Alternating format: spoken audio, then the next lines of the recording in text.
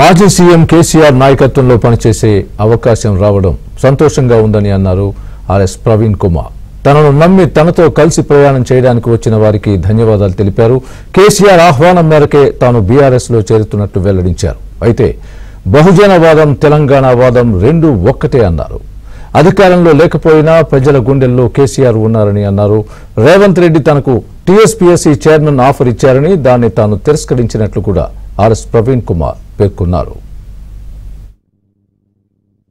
గౌరవనీయులు శ్రీ కె చంద్రశేఖరరావు గారి నాయకత్వంలో పనిచేసే అవకాశం రావడం చాలా చాలా ఆనందంగా ఉంది. మరి ఈరోజు తెలంగాణ భవన్కు నన్ను సాదరంగా ఆహ్వానించి హక్కున చేర్చుకున్న బీఆర్ఎస్ సీనియర్ నాయకులందరికీ కూడా మరొకసారి హృదయపూర్వక ధన్యవాదాలు. మిత్రులారా, తెలంగాణ వాదం బహుజనవాదం రెండు ఒకటే. సో ప్రాణహిత నది గోదావరి నది ఏ విధంగా అయితే కలుస్తాయో, మరి కృష్ణానది తుంగభద్ర నది ఏ విధంగా అయితే కలుస్తాయో ఆ విధంగా తెలంగాణ ఒకప్పుడు తెలంగాణవాదం బహుజనవాదం రెండు కూడా ఒకటే. మరి తెలంగాణ కూడా ఆనాడు తరతరాల అణచివేత వల్ల చితికిపోయింది. మరి ఆ తెలంగాణకు విముక్తి కల్పించింది మరి ఆనాడు ఉద్యమకారులు, మరి కేసీఆర్ గారి నాయకత్వంలో. అదేవిధంగా బహుజనవాదం కూడా తరతరాలుగా అణచివేతకు గురైన సామాజిక వర్గాలు ఈ దేశంలో మరి వీళ్ళందరికీ కూడా విముక్తి కల్పించి వాళ్ళను వెలుగువైపు మరి నడిపించింది బహుజనవాదం. ఈ రెండిట్లో కూడా అణచివేత కామన్గా ఉంది, విముక్తి అనేది ఒక లక్ష్యంగా ఉంది.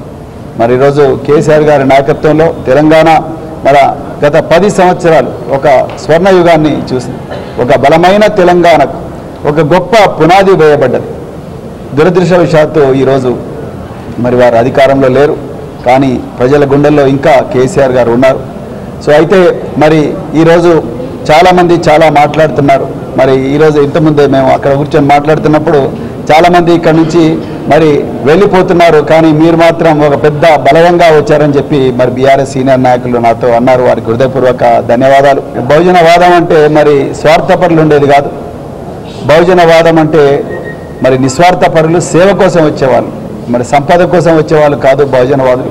సో అందుకొరకే మరి బహుజనవాదులు ఇంత విపత్కరమైన పరిస్థితుల్లో, అదేవిధంగా ఇంత కష్టమైన పరిస్థితుల్లో కూడా మరి బహుజనవాదులందరూ కూడా మా మాజీ ముఖ్యమంత్రి కేసీఆర్ గారి వెంటనే నడవాలనుకున్నారు. పాలమూరు బిడ్డ పాలమూరు బిడ్డ అని ప్రతి సభలో చెప్పుకుంటున్న రేవంత్ రెడ్డి గారు, నేను కూడా పాలమూరు బిడ్డనే.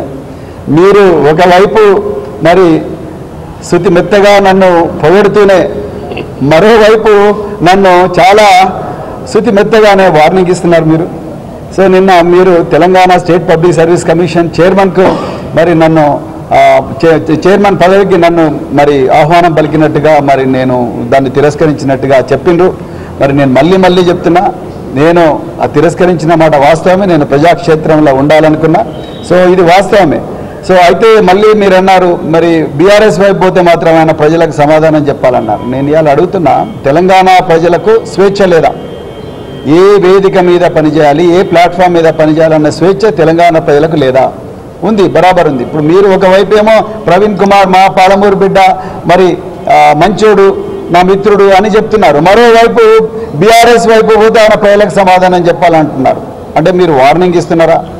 లేకపోతే మీరు గేట్లు తెరిస్తే మరి చాలామంది పెరికి పందలు, చాలామంది అసమర్థులు, చాలామంది స్వార్థపరులు, సో వాళ్ళందరూ కూడా ఆ గేట్ల గొర్రెల మంది అలాగ వస్తున్నారు. ఆ గొర్రెల మందిలో ప్రవీణ్ కుమార్ ఒకడు కాలేదు.